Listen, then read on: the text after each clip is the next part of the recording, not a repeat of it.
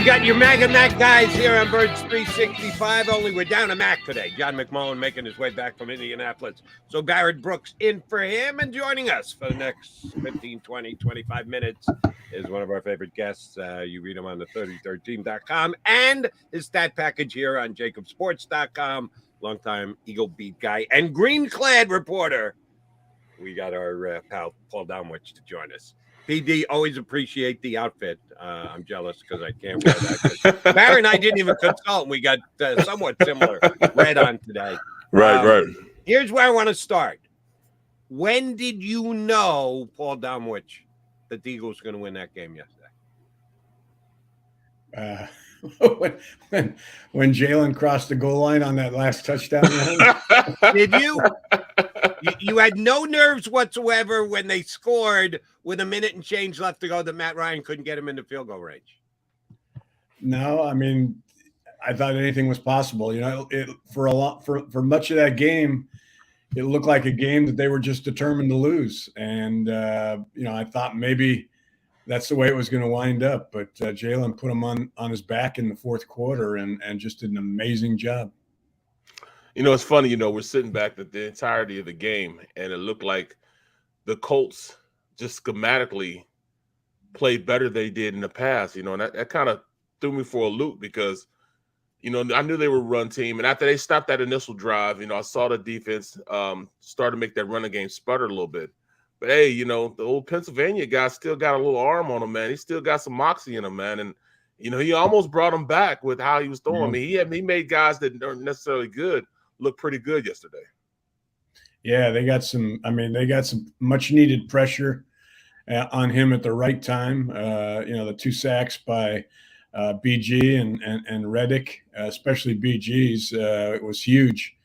So it's funny. You look at their sack. I mean, they've got obviously their sacks.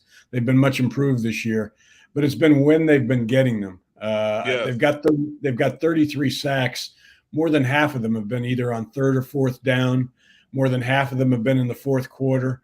So they've been very timely. They've come up with big plays when they've needed them. That's why I asked the question. I didn't know they were going to win until Brandon Graham got that sack. After that, I was pretty damn confident that they had him in a big enough hole, and then they take a penalty on top of it the next play. 4th and 22. That's optimum for the Colts. Yeah, that I was confident. When Jalen scored, I was pretty damn confident. I was 100% confident after Graham got that sack. And Graham, and you're right, Reddick got not only sacks, but sacks at big times. But it was the entire defensive line yesterday, Damo. Were you as surprised as Barrett and I were that not only did they play Suh and Linval Joseph as much as they did, but they were as effective as they were? Like they had been part of the Eagle defensive line since training camp. Were you surprised by what they were able to get out of their newest acquisition? Yeah, I was. Now, I haven't seen the snap totals yet, but they certainly played more than I thought they would, and they were much more effective. Suh played 27%. Joseph played 40% of the snaps. And, good thing they did because, you saw that first drive, and I'm thinking, oh, my God, it's going to be just like last week. They gave up. I think Taylor had, what was it? 7 for 49 yards on his first two possessions. Yeah. And then after that, he had 21 yards on his last 12 carries. I mean, they settled down. Joseph and Suh just stiffened in the middle. I think they had a terrific effect on Fletcher Cox, who played probably his best game in a while because he's been invisible. It was everything Howie seems to touch these days turns to gold. And those two moves I thought initially might have been overkill or that neither one would be able to have much left, but both played well. When you look at TJ Edwards and how he played the game, man, how surprised were you to see the way he played and the level he played at, because we hadn't seen the last two games really be that impact player we've seen him be the previous couple of games. Yeah, Barrett, it's funny. Early in the game, he looked like he was struggling again when Taylor was having his early success, and I tweeted out that might be a good time to give Nakobe Dean some snaps maybe because it just looked like like you said, the last two games Edwards has looked like, I mean, he's played so much. He's played like 95% of their snaps. I just thought he was wearing down, and it made no sense to keep him out there for that many snaps when you had a rookie that you're high on. But he turned it around after that and was a key, a key member of that defense for the rest of the game. Yeah, he was protected. Once you protect him, he can go. He can go. Yeah. One of the key aspects in yesterday's game, and Eagle fans will get mad at me here, but I'm sorry, I'm going there, was the referees. The week before, they had absolutely gotten screwed. The penalty on Chauncey Gardner-Johnson was a joke. Guy's foot still in bounds, and he gets hit with a late hit penalty. And then the face mask on Dallas Goedert. How can you possibly miss that? Well, referees miss stuff from time to time. They missed a face mask on Hassan Reddick yesterday, which could have been a fateful blow to the Eagles' causes if that happened. They actually got a little bit of a break on a slow whistle from the referees on the fumble by Taylor. I thought that play was dead in the water, and he just kept going and going and going. And sure enough, Epps strips the ball. Great play by Epps, by the way. And then an easy one by the refs. Miles Sanders down the sidelines gets tackled on an attempted pass. So for those who wanted to blame last week's loss on the referees, and they had their hand in on it, I'm not denying that. Refs kind of did the Eagles a solid yesterday, Damo. Yeah, early on you might not have said that with all the penalties the Eagles were drawn, but most of them were warranted. They killed the first 3 drives, I believe. I mean, the illegal man downfield, the holds. But it's funny. The whole game, I was cursing at the TV about. I mean, I thought that without Goddard, that they were going to use their running backs more in the passing game, and that didn't happen until one of the pivotal plays of the game, which you mentioned, the pass interference call. The 39 yards they picked up on when they, on the pass interference against Miles. So I just think that's a wasted. I mean, they've got 2 really good receivers at running back. They need to implement them going forward until they get Goddard back. That was kind of, sorry, Bag. Can I jump in there? Go ahead. 2 really good wide receivers at running back? Really? Yeah. Why? I don't think so. And here's Kevin the other Gainwell. thing. John and I talked about this last week, and please feel free to tell me that I'm wrong. I don't think that's a Jalen strength. Now, the pass to Miles, one of the biggest plays in the game, 30-yard pass. That's, I know, a running back attempting to make it's a 39-yard pass. That's not a screen play. That's not a touch over an oncoming defensive lineman play. I just don't think the screen game is a key a strength of Jalen's game as of right now. And you have much higher evaluation of the Eagles running backs and their ability to catch the football. I think as a trio, they're mediocre at best.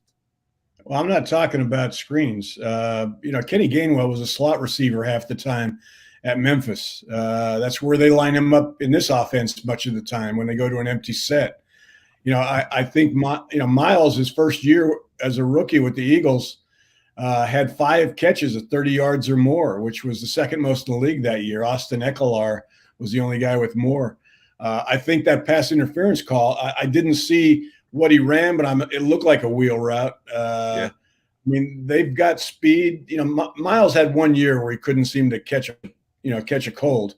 But beyond that, he had 50 catches as a rookie. Gainwell's an excellent receiver. So, I mean, I'm not talking about screens with that. I'm talking about, using them on actual routes and getting them into the passing game that way. You look at the totality of this team. I still think they got it. They have the best record in the NFL right now, especially with Minnesota losing. There's no way I could have, cheered for Dallas, but I'm glad they did beat Minnesota. But I still think that this team is still the most balanced team in the league right now. You see, if you ask me who's the best team in the NFL, I've said it for the past 5 weeks. Even though with the loss, I said for the past 5 weeks, this Eagles team is the best team because they're more balanced than everybody else. And if they play to their strengths, they're going to be hard to beat. They didn't do it last week against Washington. We get it. Too many penalties, too many turnovers, But fundamentally, they're still the best team in the NFL. What do you think? I agree. They're certainly the most complete. I think right now, though, I would still, especially after watching them again yesterday, Kansas City, just because that offense is just so unstoppable, regardless of how much time you give them. But their defense isn't as good as Gannon's defense, but it doesn't seem to be the liability it's been in the past for sometimes for Andy. I mean, it's good enough. They get sacks from Chris Jones when they need them. So that'd be the one team, Barrett, that I would say might be at this point better than the Eagles would be Kansas City. But, we're talking about two teams that could end up playing in the Super Bowl against each other. Right. Yeah, Eagles against Andy Reid. I think some people in this town would like to see that. We've got many weeks to go before we get there, but it is something we have to at least keep the possibility open for.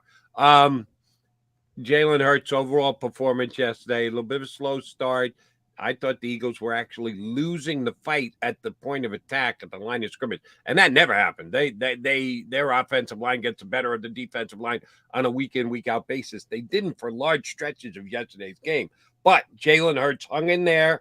I got the one blindside hit, coughed up the fumble. Man, this kid at age 24 years old, both on the field and off the field afterwards when he talks to the media, is about as good a grizzled veteran as I've seen in decades. Damo, where does it come from? Is it the fact that he's a coach's son, that this kid is so well grounded and you don't have to worry about his emotions whatsoever when you're putting together a game plan and then giving him a chance to go out and execute it? You mentioned the coach's son. I mean, I love kids whose fathers were coaches. It just seems to rub off on them, and it's really rubbed off on him.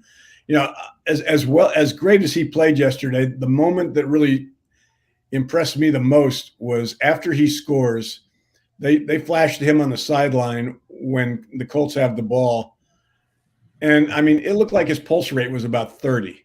I mean, he just does not get excited. He just does not get nervous. He's just, he's got that poker face. It's just amazing.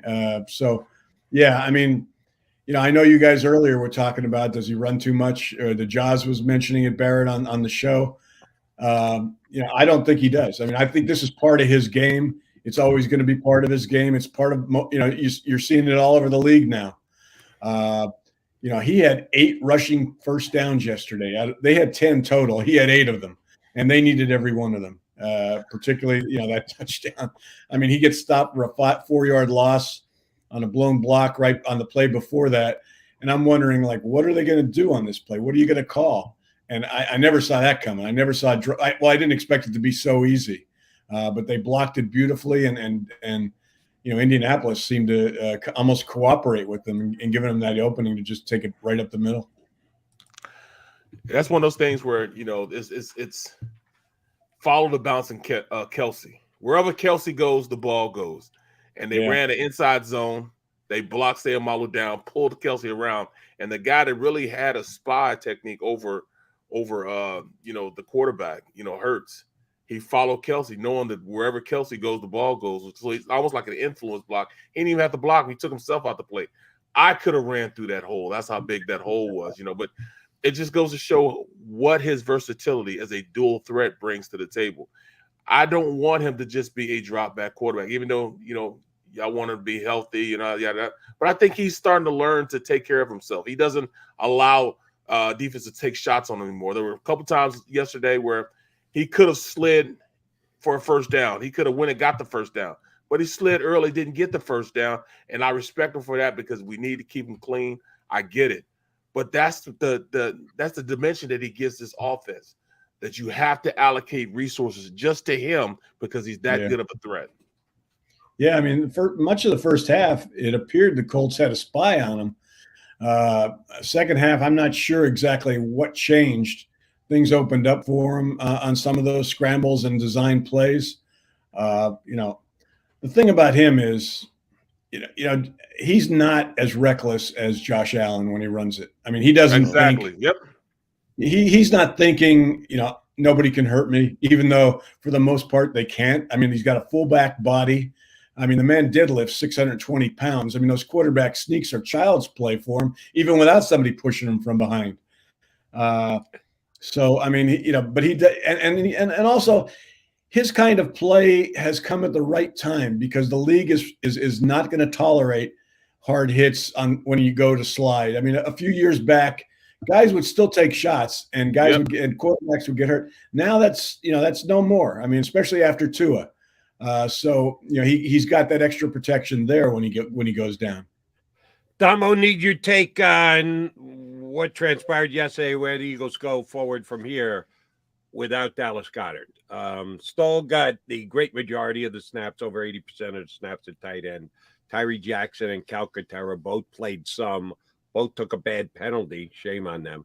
And neither one of them got the ball thrown their way. Stoll had one pass, one target, one reception, 7 yards.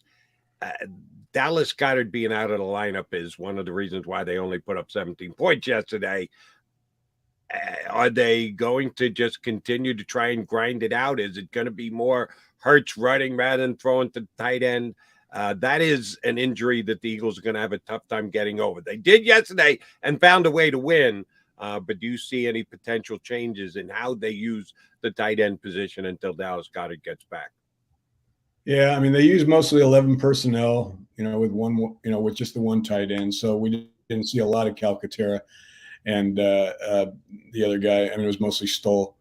But, again, I think they need to be using their running backs more. It would offset the lack of loss of Goddard. Calcaterra he's going to be a heck of a receiver. We saw that several weeks ago when he had that 40-yard catch. But, it takes time for a quarterback to have the kind of trust in a guy that Jalen has in Goddard. I mean, you're not gonna see too many tosses to Calcaterra or Stoll. They need to run the ball more, more earlier. But I mean, they need to. They would have had more than 17 points yesterday if not for the fumble by A.J. Brown, if not for the penalties. I mean, they were moving the ball at times. It's just that they kept getting pushed back by their own mistakes. So they need to avoid those, and I think it'll help kind of soften the blow until Goddard gets back. That's absolutely, man. I mean, I in my prediction last night, I said that, all right, a combined total of all three tight ends would get 100 yards. Well, all they got was a penalty each. That's all they got. And I know this is going to be something that, because a tight end's a quarterback's best friend.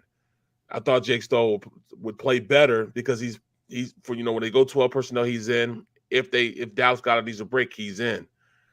This point forward, I do see the running backs becoming better as far as the passing game, but I see them doing more like Texas route, wheel routes, things of that nature, not necessarily screen plays, because they're going to run screens. They like to run screens on the outside, the tunnel screens. And unless you line them running backs out there at that position, I don't think they're going to run those type of screens unless they're out there on a corner and they can run a tunnel screen.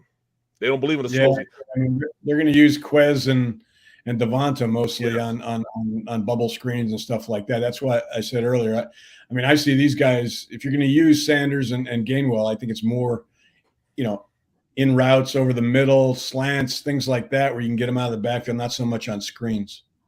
Yep. Damo, you mentioned the A.J. Brown turnover, and I said this earlier with Barrett. He looked tentative on that play for me. And two words I never thought I'd use in the same sentence, A.J. Brown and tentative.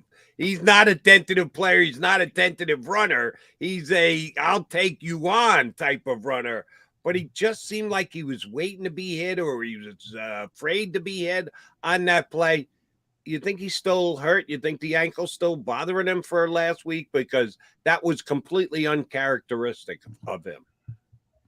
It could be, although I'm trying to remember the hit. It came from behind, didn't it? I mean, he didn't see. He was kind of sideways. He was at his arm out like he was afraid to get it. Go back and watch the play again if you get the chance. It looked like he was trying to make a move on him. He was trying to make a move on the guy in front of him. He had a one-on-one. He was going to try to make a move and then go.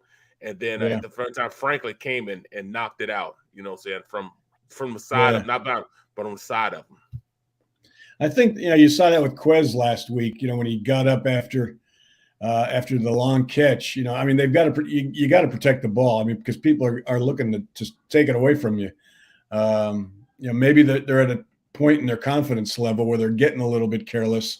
And I mean, I know they talked a lot about it in practice last week because, I mean, what's made this team one of the things that's made this team so successful until last week was the fact that they weren't turning the ball over. Now they're coming back to earth a little bit, and that's going to close the gap a little bit with teams. So, I mean, they need to get back to where they're not making those kind of mistakes. Damo, not only did the Eagles get the win, they got a little help yesterday. Giants losing, the Vikings, who were the only other team with one loss in the NFL, also going down. The fact that they rallied to get the win today against the Colts, where does that leave them for the season? Well, you look at the rest of the games and the matchups and the strength of schedule, whatever else. But with 10 games in, they're 9-1. There's no one else within 2 games of them right now. How good position are the Eagles in for the rest of this season heading on into the postseason? Well, I mean, the Vikings lose. I mean, ironically, you would think you'd want Dallas to lose, but I mean, for that home field advantage, it helped to have Minnesota get blown out. Oh yeah. It's going to come down to those 2 Giants games and the Cowboys game. I don't know that they're going to. I mean, they're going to lose again at least once, and then I don't know what's then Nick will play it by ear when he gets to the last 2 games of the season as far as whether he needs to play his starters or not. But right now I don't see him collapsing, but I also don't see him sweeping the Giants. I think a split might be the best you could hope for in those 2 games because Saquon's a big ask to try to stop him in 2 games. So, but still, I mean, I think this team's going to end up with home field advantage, and that's going to be huge for them going into the playoffs. I'm good with it, man. I'm good with it. I just think that from this point, do you think that Howie just went out and got Linval Joseph, got Ndamukong Suh? Is there any way that you think that they could do anything to bolster their special teams? They're just a non-factor. They didn't hurt you yesterday, but they didn't, almost. Almost. But they didn't do anything to try to beat you either. Yeah. Yeah. I mean, that long punt return that the Colts had, 19 yards late in the game, kind of shortened the field for them. You just can't have that. I mean, I hate to say, I hate to predict anybody's firing, but I mean, Michael Clay is on thin ice. If there's going to be a change made next year, I think, that's probably going to be it. I thought, at the trade deadline, that would be where they might go, that they would look for a guy like Chris Maragos, that kind of player that could be a difference maker right away on your special teams. They didn't do that. I don't know if it's because they just didn't think there was anybody out there or because they feel they've got enough here. I'd hate to see them get to the playoffs, have the home field advantage, and then lose a game because of their special teams. I mean, that would be about as bad as disheartening as it could get. Are you guys telling me that you didn't buy Darren Sproles with Kay Adams last week saying, hey, if they need me to come in and catch a couple punts, I could still do that, even though it's been like 5 years since Darren was healthy enough to play every single game and be a major factor. With the way Cubbies played, maybe it's not as outrageous as it sounds, but right. You weren't buying what Darren Sproles was selling, huh, Damo? Well, I mean, I don't think their problem is Covey as much as it is the 11 guys that are surrounding him when he touches the ball. I mean, granted, he's got to make some people miss, but there's, the blocking is never there. They're making too many mistakes with their, on some of their coverage. So there's just, I don't know what's going on there. Special teams is hard to decipher what's wrong unless you're really paying really close attention, and not many people do. All right, Damo, last thing. Let's jettison ahead to next Sunday night. The Packers come to town. And 2 weeks ago, they got a nice win against the Cowboys. And, maybe Aaron Rodgers isn't dead yet. And then they got picked apart on Thursday night by the Titans. And the Tennessee was able to run the ball with King Henry right down their throats. There are rumors starting that maybe they'll look at putting Love in at quarterback. I don't buy that for a millisecond. If Aaron No. Rodgers is upright, he's going to continue to be their quarterback. What kind of a Packer team comes in to take on the Eagles next Sunday?